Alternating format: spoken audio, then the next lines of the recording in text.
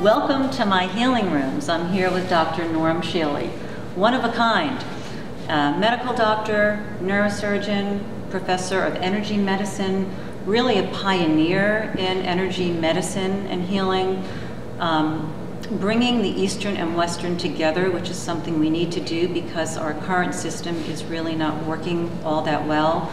Norm has a weekly call-in radio show, an email newsletter with incredible information. I highly recommend you to sign up for that. And I'm just thrilled to be here with you. Great to have you, Barbara. Really happy to be here. And what I want to ask you now is, well, first of all, you had a pain management center. Right. And it was 85% effective for the people that you treated. Yes. And why are there not more of those centers, and how do we bring all of your knowledge to the public so we can heal a little bit more gently? Well, for the last 100 years, medicine in this country has been dominated by drugs primarily and surgery secondarily. And when the FDA finally allowed the pharmacomafia to advertise on television, I think that threw us about 30 years ago into an even worse state than ever.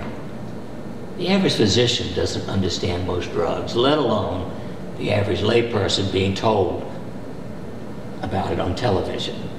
I think that was one of the great mistakes. Actually, the biggest mistake was getting the government into medicine at all. Back in 1963, I wrote to President Johnson when they were beginning the debate on Medicare, and I said, look, you are about to bankrupt the country. The government has never been able to do anything that is financially sound. I was on the faculty at Western Reserve Medical School. 1 week later, I got a phone call from the chairman of surgery. He said, Norm, what the hell did you write to President Johnson? I've been on the phone with the FBI all day. They want me to fire you. They spent a week trying to get me fired because I was a communist. Medical expenses in 1965, when it finally was passed, were 4.5% of gross national product. By 1970, they were 12%. I suspect that in 2015, they'll be 20% or more. And we're not as healthy now as we were in 1965. And largely that is because of government nonsense. So the average physician has been brainwashed since going to medical school that the cure is drugs or sometimes surgery. That's it. When I started in 1978, the American Holistic Medical Association, I went to a number of medical schools by invitation, speak to medical students. About 1/3 of the freshmen were interested in holistic medicine. By the time they graduate, it's down to 10%. By the time they finish their residency, it's down to 1%. Interestingly, the American Holistic Medical Association, which was founded in 1978, this very year, came to the conclusion that holistic is never going to be accepted by the establishment. Now, I can't say for the public what I'd like to say about the establishment, but basically the establishment is the problem, is not the solution. So they got rid of the word holistic even in the organization. They became an academy of alternative, integrative medicine. Well, integrative medicine, in my opinion, could be a good concept, but it's been ruined already by the establishment. Hospitals, they went from, holistic to complementary, alternative, integrative bullshit. What else can I say? Say it, Norm. And the hospitals have ruined it by offering one or two little things and calling it integrative medicine. Therefore, next month, with 3 other physician friends of mine, we are starting the National Institute of Holistic Medicine. Yay, that's wonderful. Where? Here? Right here in Springfield, Mo, with a internationally known cardiologist, an internationally known migraine specialist and his assistant physician or associate physician, and I'm actually going to... You're going to be on staff. Start again with pain and depression. Yay! So people can come here. You're going to have to fly out here, folks. It's one of the few places where they can be treated comprehensively. Comprehensively. Let me tell you about cardiology. We're not throwing out Western medicine. Of course not. For acute illnesses, I would say, you know, get conventional medicine. It can save your life. But once it becomes chronic, and chronic, depending on what the illness is, to me, is something that's not cured within 1 to 6 months. If it's not cured by the conventional situation, it ain't gonna be. And it's likely to be made worse, in my opinion. One of the reasons that I went out on a twig originally was in neurosurgery. For chronic pain, we had 2 big treatments. To cut the spinal cord, the front half of it, barbarian, to say the least, or to destroy the frontal lobes and the personality. Didn't get rid of the pain, but it got rid of their complaint. And that's why I started looking for alternatives to chronic pain. And of course, what I learned early is that 100% of the people were depressed. Many of them before they developed chronic pain, but certainly by the time you've had 5 or 6 unsuccessful operations and crummy drugs, anybody will become depressed. But you also say depression is synonymous usually with pain. Like, what comes first? Or well, many people were, let us say, not necessarily clinically depressed, but what I call subclinically depressed, and then something happens and they get pain and they don't recover. Right. They didn't have the inner strength to overcome it. But they're made worse then if they're operated multiple times, or if they put on narcotics and tranquilizers and other junk drugs. So that my work from 1971 until I closed my clinic 11 years ago was for that kind of person. And I worked with 30,268 people. Amazing stories. People recovered off their medications, that you gave them their life back. I helped them get their life back. Right. That's more important. You helped them, you empowered them. Exactly. But they didn't know that they had options before coming to you. Exactly. People don't know. I didn't know.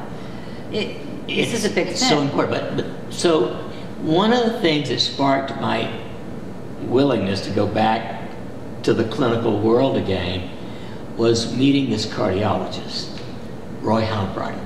He was one of the principal investigators on the $31 million NIH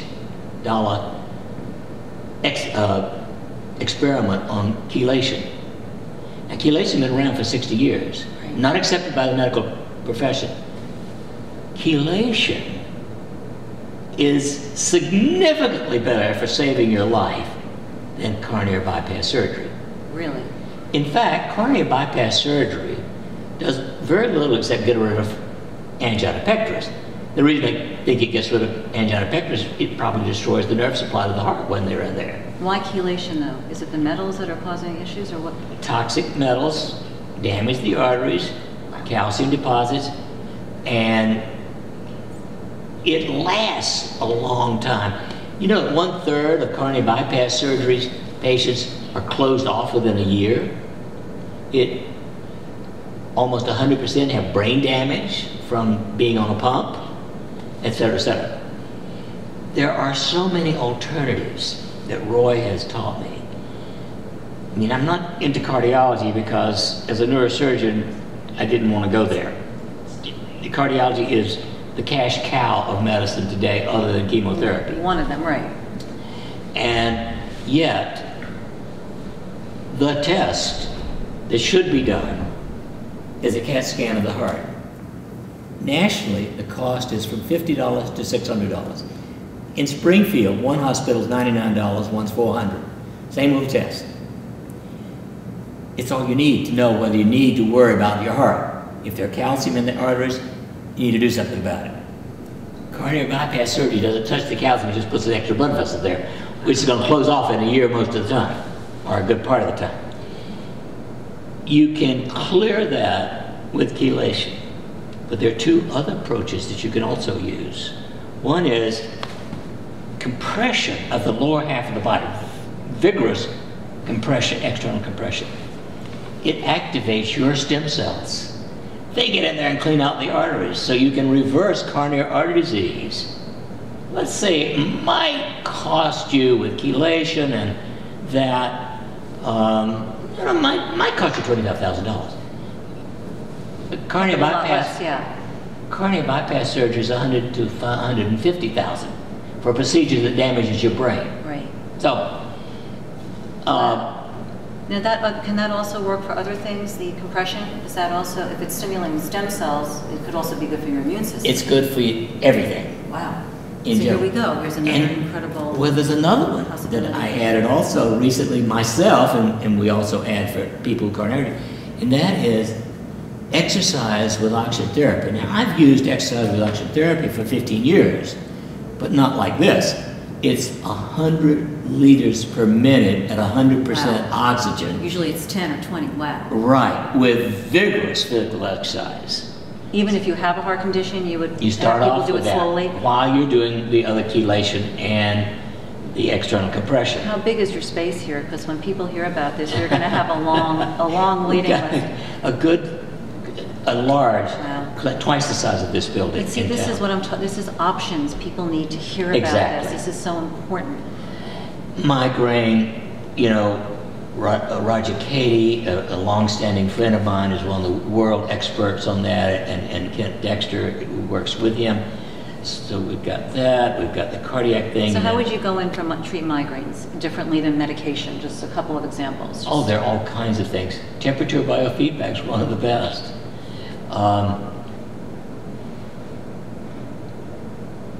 Is that I the have Atlas? scores of people who are curing their migraines with this. And we're going to get to this. This is pretty incredible and easy, non-invasive. So there's just dozens of alternatives, scores of alternatives for everything. Actually, in my opinion, somewhere between 40 and 80% of people have a problem that precedes everything else. About 40% of people are clinically depressed all of their life. Another 40% have what I call a subclinical depressive miasma. They're not officially clinically depressed, they're that far from it. Right. Those people are sitting ducks for every known illness. Why are so many people, though, with this miasma? What is going on with this? That one's easy now. DHE. Now, only in the last 4 years have I understood this. Okay. In April of 2011, a wonderful book came out. I think it came out on the 19th of April, at least the New York Times had it, called The Longevity Project. It's the longest scientific research project that I know, 80 years. Starting in 1921, a psychologist in San Diego asked teachers to provide him with the names of their best students, just best students, 1,500. These kids were studied essentially annually for 80 years.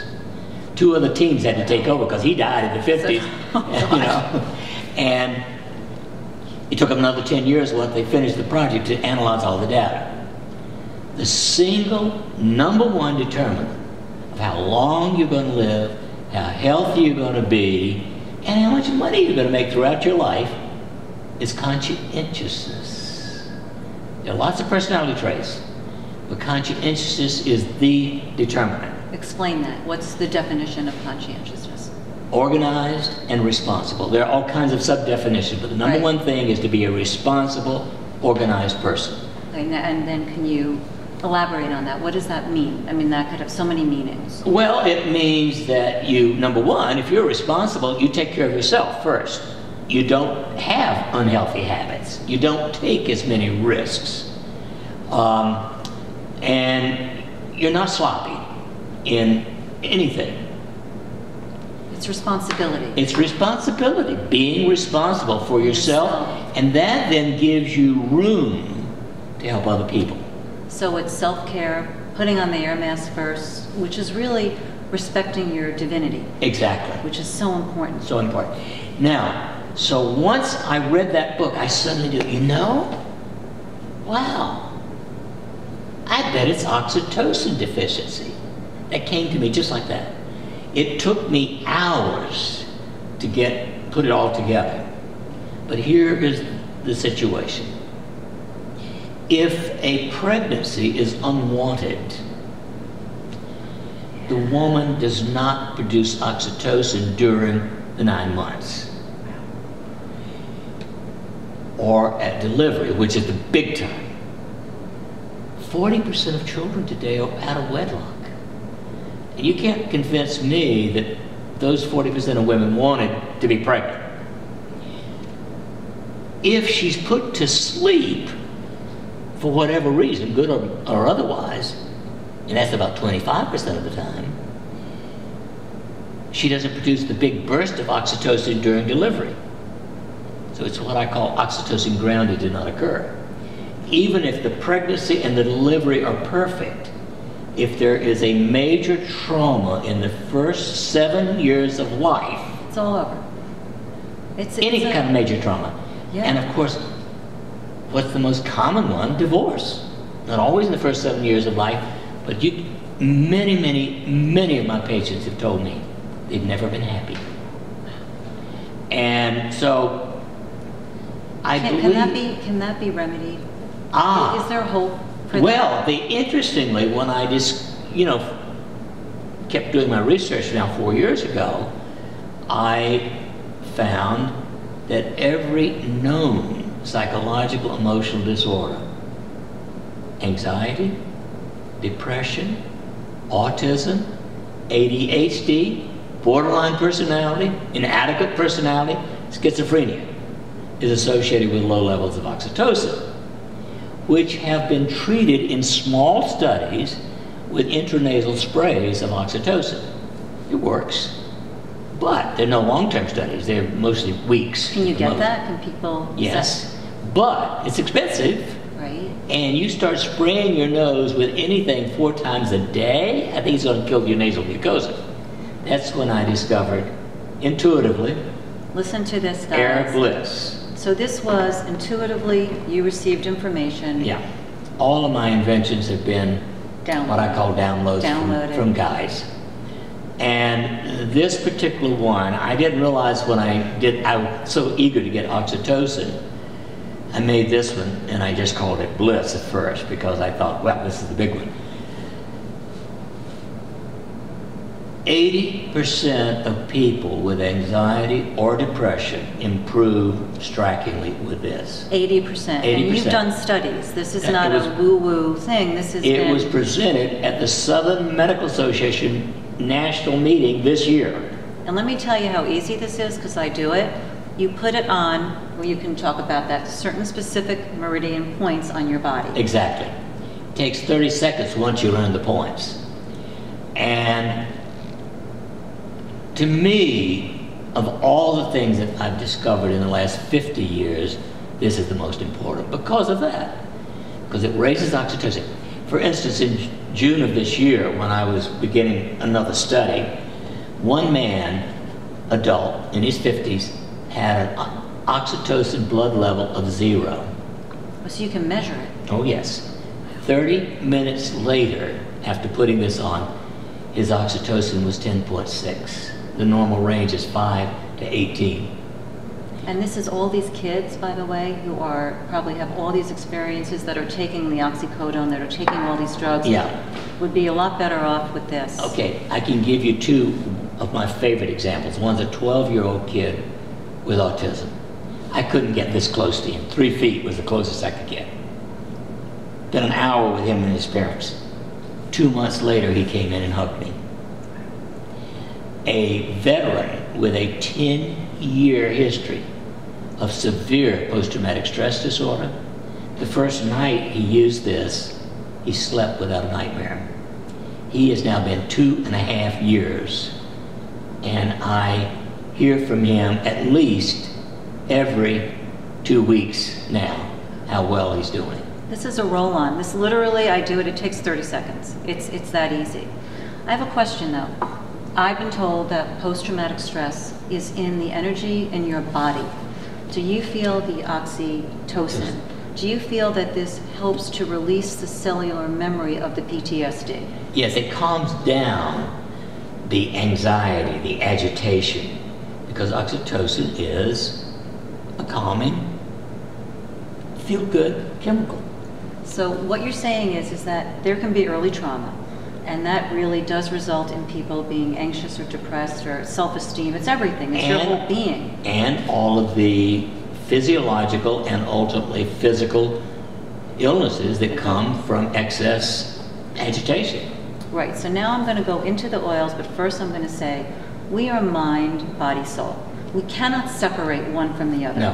And when the medical establishment, when we separate our body from our soul, which is what all the commercials and all the advertisements, there's a disconnect. So this is, and a lot of the things you do, it's how do we address these souls in this body cohesively, synchronistically. And so I'd love you to talk about that and also about the oils. I'm just putting the finishing touches on my next book, number 32, which will be Body, Mind, and Soul.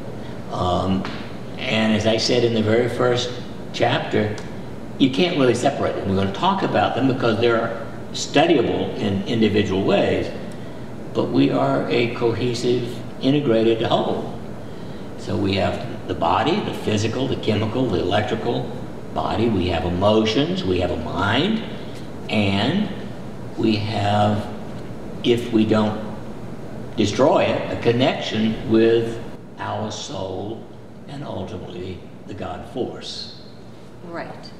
So what I've heard is that when there's distress or when there's not harmony in the soul, it eventually ends up in the body. Do you feel there's like an order like that? Is that I do. I think, I look at the soul as the puppeteer.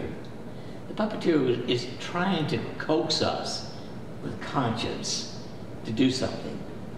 But if we don't pay attention to that, then we begin to get out of control. I think Pinocchio is a perfect allegory of the connection between the soul and the mind and body.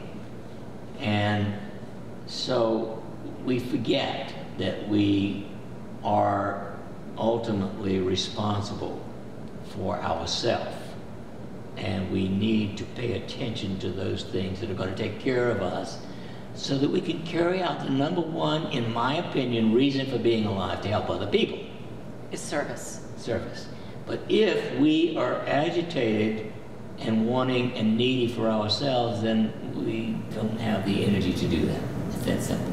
Right. As Carolyn May says, it's like, get over yourself. Who do you think you are? Just ask to be shown the truth and to be in service. Because it's our egos. We become so self-important that we don't hear the message. Exactly. And it is about service and love. Absolutely. So these oils affect mind, body, soul. Exactly. Right? They help energetically put us back in order. They help organize the electricity and the chemistry of the body so that we can function more effectively. So can you talk about the oils, what they do, and then how you would use them in combination? Right. Air bliss is for a circuit in the body. It's 13 specific acupuncture points that, first of all, raise oxytocin and neurotensin. Neurotensin is a neuroleptic that we naturally produce.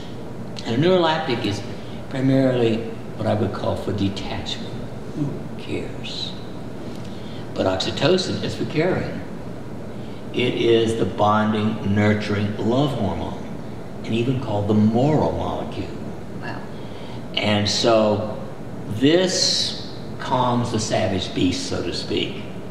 And you just rub it on. Now this is not one of the points, but here's how long it takes. That's 1 point. 2 seconds, right, you said. Yeah. And then you start at the toe.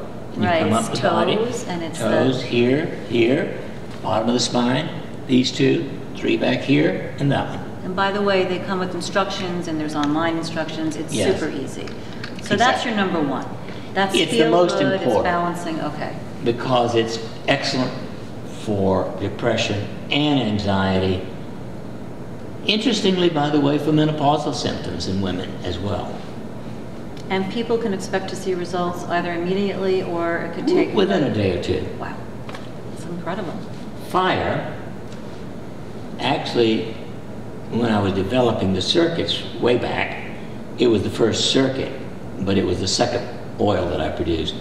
This raises dehydroepiandrosterone, or DHEA, which basically is sometimes called the mother hormone, but it is the #1 hormone for knowing whether you're handling stress well. So DHEA, you talk about that a lot. Yes. So is this alone used to raise it, or are there other things? Well, there are other things that can raise DHEA. DHEA ordinarily is there to balance cortisone. I call it the dance between cortisone and DHEA. We reach in our growth at age 25 average a maximum production of DHEA. By age 30, most people have lost 10% of what they had at age 25 because of stress. By age 80, they've lost 90% of what they had at age 30 because of stress. So this will, on the Ring of Fire, with 12 points, and the only one that has 12 points, by the way, it will raise DHEA. Now, it'll do it within a half hour, but it won't last unless you do it every day. So if you do this every day, will it increase? Will it keep For about 3 rising? months, it reaches a peak. Right. Average 60% increase over what you started with. Oh my God, that's incredible. If we add magnesium lotion to it, that's another 60%. Stuff should be on the black market. This is it. Oh, by the way, I mean, not to totally digress, but this, I am addicted to this magnesium lotion. As Norm says, you just squeeze a couple tablespoons in your hand, rub it on your butt, and it's transdermal. It gets into your cells. And the magnesium tests, you said, really are not accurate, right? The blood test is not accurate. The intracellular test is. Intracellular. Where you scrape under the tongue and send it off to intracellular diagnostics in Medford, Oregon. But this is one of the mother minerals. It's so essential, Oh, yeah. and you feel so and good. It is deficient in 80% of people. Right. Because of stress.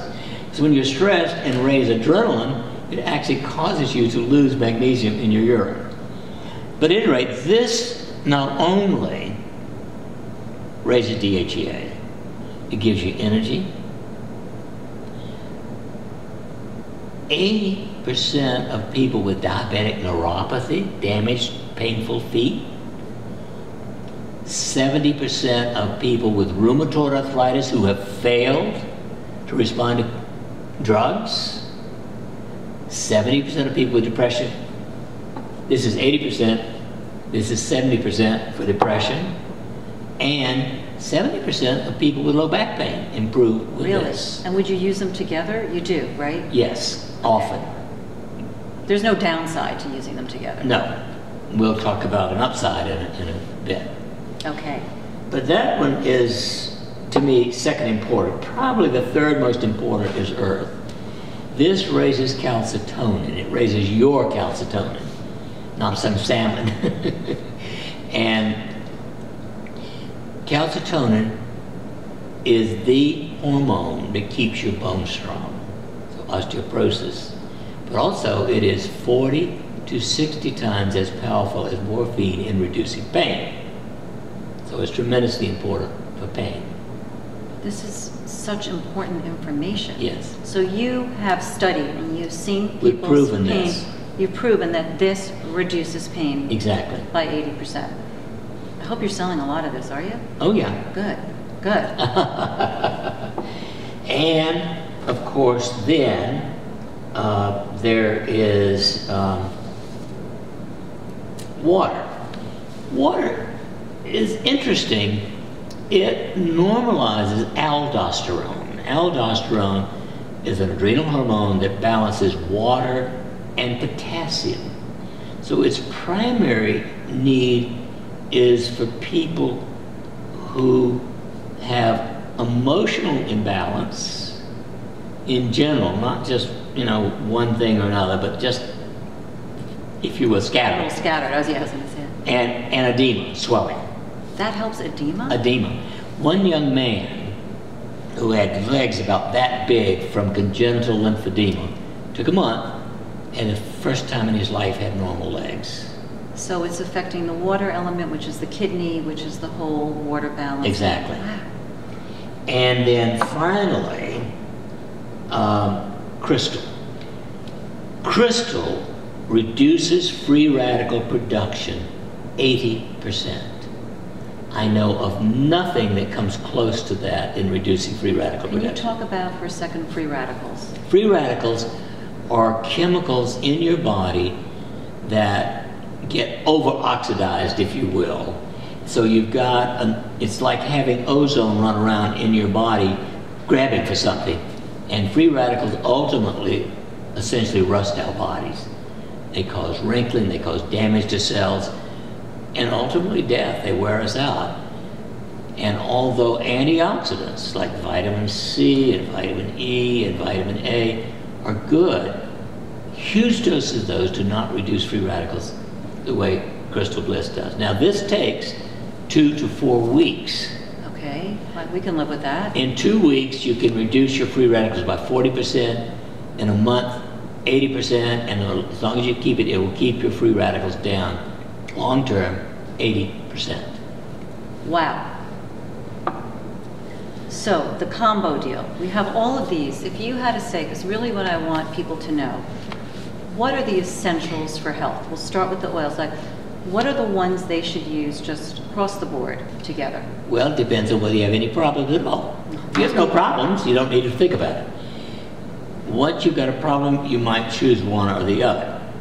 Now, my original idea back in 2005, before I had the oils, was that, if we could keep our DHEA up and our calcitonin up and our free radicals down, just those three,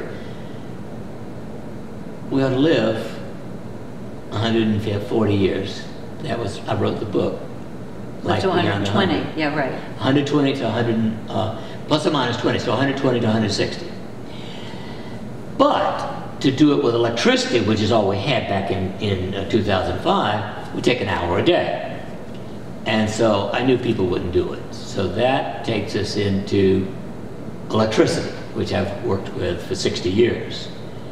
Basically, human DNA, every cell, resonates at 52 to 78 billion cycles per second. We never lose that frequency as long as we're alive, but we lose voltage or amperage. In other words, it's like a motor or a battery that's running down. George Lakhovsky, back in the 20s, discovered that human DNA was 50 plus gigahertz. Giga means billions. And he exposed people to these frequencies and had all kinds of results. So they were healing from all diseases. All kinds of diseases, exactly. Because basically he's restoring the voltage, if you will, in your cells. So starting in 2006, I began exposing the body as a whole to 52 to 78 billion cycles per second at a billionth of a watt per centimeter square. And the only way to do that comfortably was to make a mattress. So we made a 2-inch thick mattress, in the center of which is this copper screen, on which is 1 pound of crushed sapphire crystal. Wire comes out, hooked to Tesla coil, and that produces a 2.5, 3 foot deep field, and the body absorbs it. So you need it 30 to 60 minutes a day. And the first 3 years, my telomeres, which ordinarily shrink 1% a year if you've got good health habits, my telomeres grew 12%, 4% a year. And meanwhile, I started 35 other people using this 30 to 60 minutes a day, and the average person was growing between 3 and 4% a year. Then my wife became critically ill, and over a period of 13 months died. Those 2 years, I lost 12%. I didn't lose what Are you still going on the... I was still doing the Rejuve-Matrix. So what does that say? So you lost because of stress and the stress is hard to handle. Right. But I continued, and so over the next couple of years then, between 2011 and 2013, my telomeres rebounded and grew 15%. So I caught up again. And so in April of 1 year ago, I decided to switch to the oils to see if that would do as good a job. And so I switched to all 5 every day. It takes 2.5 minutes a day. My telomeres grew another 4.4%. 3 of my other subjects who wanted to, because they travel a lot and other reasons, wanted to find a way, they used only fire, earth, and crystal, because that was my original idea. One of them grew 2.6%, one grew 3.5%, and one grew 9.9%. Wow. So I started another 15 people this June and July on using all 5 of the oils, and we've measured their basic, and we'll know in a year how many, what percentage of people are going to get good results from telomeres. But at this point, we could say at least using 3, maybe 5 of the oils, you can not only stop the shrinkage of your telomeres, but rejuvenate them. So telomeres are correlated with longevity and health and Telomeres vibrancy. are the #1 measurement we have. It will tell you how long you're going to live, basically. And the longer they are, in general, the longer they are, the healthier you are, the longer you're going to live. I don't know about you guys, but when I've studied all of this, I am on all of these oils right away, because why not? There's no downside. I don't know of any downside. Now, That we know of, right. Right. I have to say, I think, people who are sensitive, there are people who are sensitive to smell. I know one person only out of a few thousand who got a migraine sniffing the oils. Really? But I've got scores of migraineurs who treat their migraine using the oil. So, so we're all unique individuals. I think it's critically important to smell them first if you're highly sensitive to odors especially. But other than that, I haven't seen a problem. I have just hundreds and hundreds of anecdotal reports of people helping themselves with everything. So I want to finish just the physical part of the body. It's kind of like Norm's top 10. We know that you say smoking is one of the worst possible things. Of course. You can do. That's like a no-brainer. I tell people who smoke, I don't have anything as strong as the poison you're taking. Is there any way to repair if people have been smokers? Yes, if they quit. That's it? Yeah. I mean, just quitting. But of course, there are antioxidants that can help repair as well. But if you quit, within 10 years, your life expectancy is repaired to essentially someone who never smoked. If you make it for 10 years. It is, because my dad, who just passed away thanks to the medical establishment botching something, but he passed away at 98 and he quit smoking at 42. Sure. So there you go. My father, unfortunately, did not quit smoking after his first heart attack. He died at 53. There you go.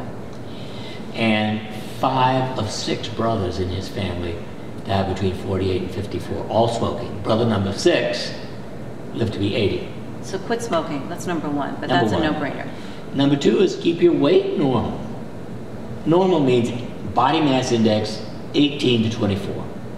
Every one above 24 that you get increases your risk. By the time you get to a body mass index of 30, which is a minimum of 40 pounds overweight, no matter what your height, when you're 40 pounds or more overweight, your life expectancy is the same as someone who smokes 3 packs a day. Really? Yeah. And does it matter the ratio of fat to muscle, or it's just more, is that the BMI, is that fat and muscle? Well, very few people are overweight because of muscle. Right. It happens. But I mean skinny people that don't have muscle, is there a correlation with that or not really?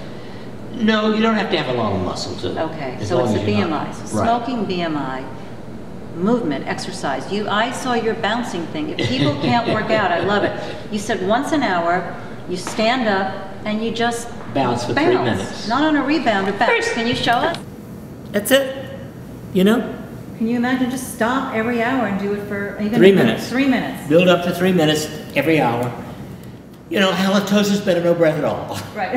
And so, you know, 30 minutes is the minimum 5 days a week. Right. Now, I came here this morning, and you said, and it really, I feel I have shame, that you exercise for 2 hours. What do you do for 2 hours? Well, let's see. I start off with 25 to 30 minutes of yoga and limbering. Then I did 15 minutes on a health rider, which is a low-slung bicycle where the seat moves, the handlebars move, with 35 pounds of weight and 100% oxygen at 100 liters per minute. And I'm doing that like this. Oh, you have the oxygen machine hooked I've got up. a mask on with oxygen. Well, it's a mask, not even the nebula. Okay. No, it's heavy duty. I am totally sweating within 5 minutes. Wow. I mean, it's phenomenal. And people can do this at home. Oh yeah, well, I do it at home. Yeah. Well, you're then I get in a 5-foot deep hot tub, and I stand there fast as I can. in the hot tub for 25 minutes. 5 feet. That's so interesting. So, because you're not running. I took a shower first to get in the hot tub, of course, and then I do 30 more minutes of limbering. Wow. And you feel? I mean, you're. Can I say your age now? 82. You're of course. 82 years young. Honestly, I'm exhausted already. So I'm. Well, that's my average pattern. I might do a few more things during the day, but my beginning. But you said that minimum 30 minutes of some kind of movement. Yes. Is going to increase your health and your longevity. Right. Okay. And then number 4. Yes, number 4. A minimum of 5 servings a day of fruits and vegetables combined. Organic if possible. And I start my day with 5 servings of fruits and vegetables in a slush. In a smoothie. In a smoothie. So I have 3 fruits and 2 vegetables in a smoothie to start the day. So I've had my 5 minimum. Okay. Then I'll get 1 or 2 more at lunch, maybe have 1 in between, maybe 1 in between, and then 1 or 2 at night. Do you put any green powders in? Do you do any of that? Or what's your protein? Well, spinach, actually dried spinach is the greenie that I use. Okay. But it can be something else sometimes. And what's your feeling about protein? You know, is it? I have, in my slush, I have 24 grams of whey protein isolate. Okay. So I've started my day with some of the best quality protein there is, whey protein isolate. Is there a brand that you like? Just well, I use now. If the company okay. NOW makes it, I like them because they're a good quality company and they're less expensive than some of the others. Do you believe in the blood type diet? Or? No, I think it's nonsense. Me too. I have to say I do because it was based on something that was a gazillion years ago. Yeah, and I'm A positive, and theoretically I should be a vegan. Back in 1971, I decided to try veganism. Whew, I thought I'd die. I kept it up for 15 months and I had to quit. I had no energy. It wasn't right. And this is the thing, like, we are so individual that we have to be treated that way. And 100% of vegans, unless they take B12, will wind up B12 deficient. And taurine deficient frequently, because taurine is found only a little bit in one vegetable product, which is marijuana seeds. Really? Hemp heart. Let me ask you this while we're on that now. Hemp and marijuana, just quick. I just personally am not interested in it. I know there may be some benefits. I'm aware of that. I'm also aware that marijuana destroys the frontal lobes. It does. It's what I call a frontal lobotomy chemically. Right. And you're a neurosurgeon. I happen to like Gabriel my Cousins brain. was there and showed there were holes, and people said it's the AMA. I don't buy it. I think you like your frontal brain. Yeah, it's important. Yeah, I really like my brain, and I don't want to damage it. Okay, so now, what supplements do you feel are essential? Now you're talking about for average people or fanatics like me. Well, I think you're average, actually, because we're living in this world, and we have to deal with all the EMFs and GMOs and all this stuff, so. Yeah, chemical pollution. Fortunately, for 46 years now, I've lived on a farm. Yeah. I have my own water.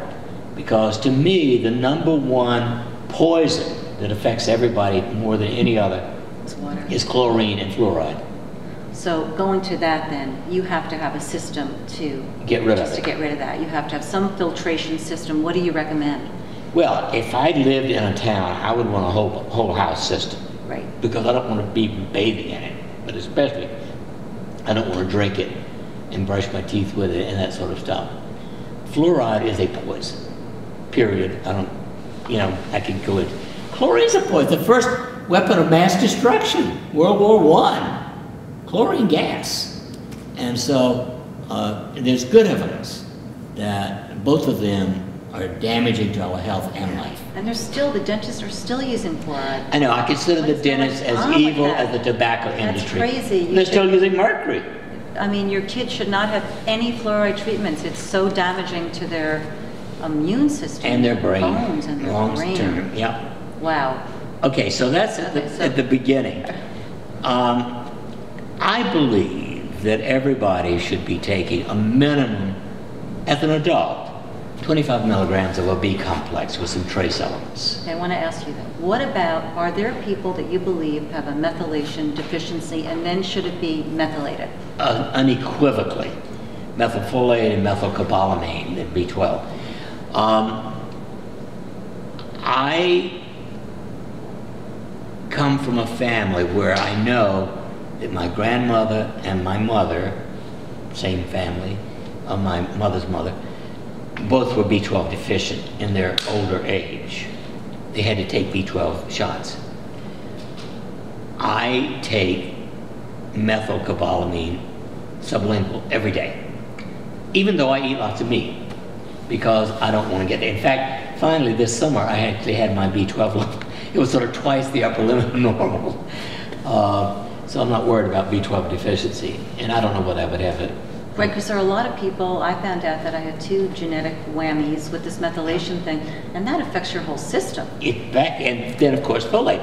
Now back in the 70s, Kurt Oster learned that some people needed as much as 80 milligrams of folic acid to function properly. Of course, that was before methylfolate. And that affects depression and your whole sense of well-being. Blood, This is like everything. a big thing. Yeah. It's a total body thing. So I think people should have checked, not later than age 30, they should have a homocysteine blood level. Because if your homocysteine is above 7.5, you are at great risk of heart disease, stroke, cancer, and early death. And the average cardiologist is ignorant. And they tell you if it's 12, it's fine, for them it's fine. I recently saw a cardiologist who had a number of symptoms, and his homocysteine was almost 15. He hadn't even had it checked. So what brings it down, the methyl Bs? Methylfolate, Right. methylcobalamin, and vitamin C will bring it down. So I think everybody should take at least 2 grams of vitamin C. Now, if they take that with a gram of methylsulfonomethane, it will help raise DHEA. So what is that thing you just said? What is that? Methylsulfono, MSM. Okay, It's known thank as you. MSM. Okay, MSM, okay. And so I put that together in my youth formula because great. that will raise DHEA an average of 60%. So your youth formula, I was going to ask you that, along with these oils, will help to raise the DHEA. Okay, that's important. Yeah, and you can take all the MSM in the world, all the vitamin C in the world, it won't raise DHEA unless you take them together. Wow. Super important. So important. Oh yeah. And so I think then everybody needs one of the best, and the best in my opinion, vitamin A family is astaxanthin. ASTAXANTHIN. Can you take too much of that? Is it's fat soluble or? Yeah, but 10 milligrams a day for the average person. That's fine. It's great for your skin. It helps to prevent sunburn. I haven't ever used a sunblocker. I don't believe we should use sunblockers. Now, Right, well, that's a vitamin D then. But because of overall stress, if you won't take anything but one, I would take vitamin D3. Okay. 50,000 units once a week. With the K2, I was told you need... K2 is wonderful.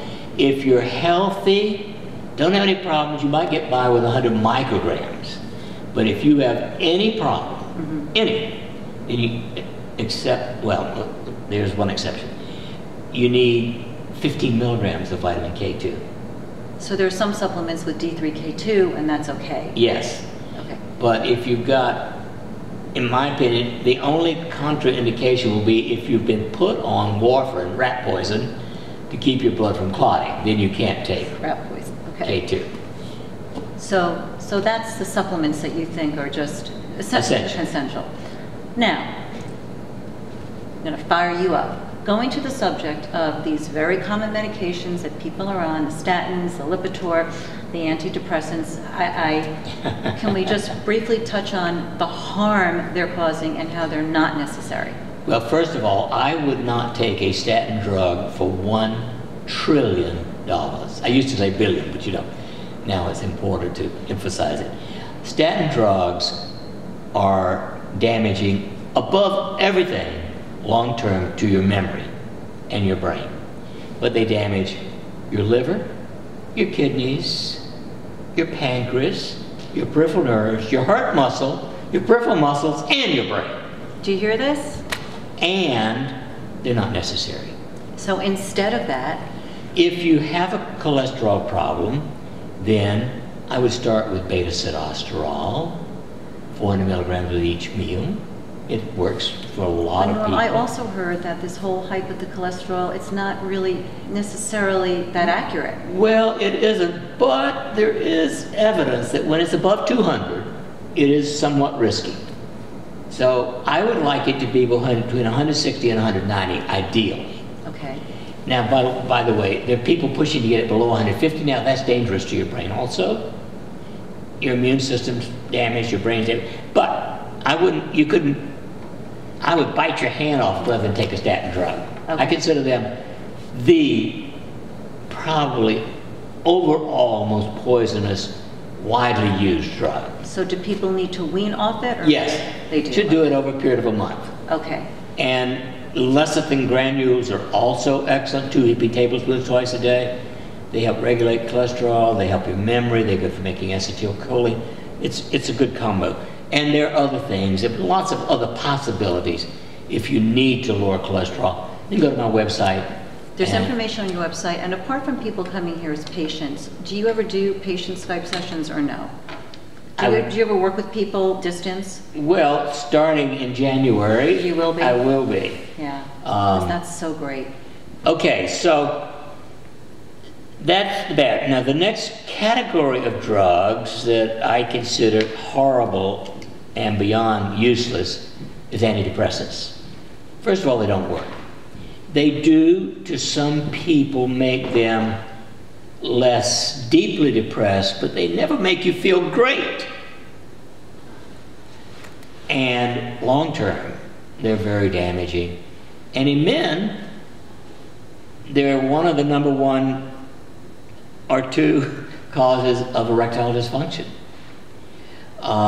And they markedly increase the risk of suicide at all ages. At all ages. So again, the oils are something that people can wean themselves off, probably after being on them for a couple months, right? To kind of get a balanced levels of things. I start if I'm managing them within a week or 2, but slowly. So under supervision. We're not recommending any of this be done without a medical doctor's supervision unless you just want to do it. A third category that is really nonsense is antihypertensives. Right. Even with taking 3 antihypertensive drugs, less than about 45% of people have their blood pressure controlled well. That's hardly better than placebo. With 3 drugs, which universally almost cause fatigue and erectile dysfunction. I can control hypertension at least 99% of the time, without drugs. Are there any drugs that you feel have a place? Maybe that's a better way. I mean, including aspirin. Well, yeah, aspirin can be helpful. It's better, I think, than most of the others. By the way, Tylenol I consider one of the worst drugs in the world. It doesn't have much help at all for pain, and it damages your liver. Yeah, antibiotics in acute, if you've got acute bacterial meningitis, it can save your life. Right. If you've got congestive heart failure, there are drugs that sometimes can help immensely. People who've got severe endocrine dysfunctions, for instance, hypothyroidism, it is perhaps one of the most controllable things. Armour's thyroid, of course, is my preference rather than synthetic stuff. So, yeah, there are some drugs that can be, in general, in acute illnesses, drugs may be appropriate. Rarely, in my opinion, are they appropriate for chronic problems. Your patients will be treated with alternative modalities and treatments as opposed to going into medication. Exactly. So, again, narcotics in acute pain, wonderful, definitely. But you would also use under no circumstance, right? Under no circumstance should narcotics be used unless you're dying of cancer. Right. But other than that, there's no circumstance for using narcotics after a month, in my opinion. Thanks so much, Norm. Thanks.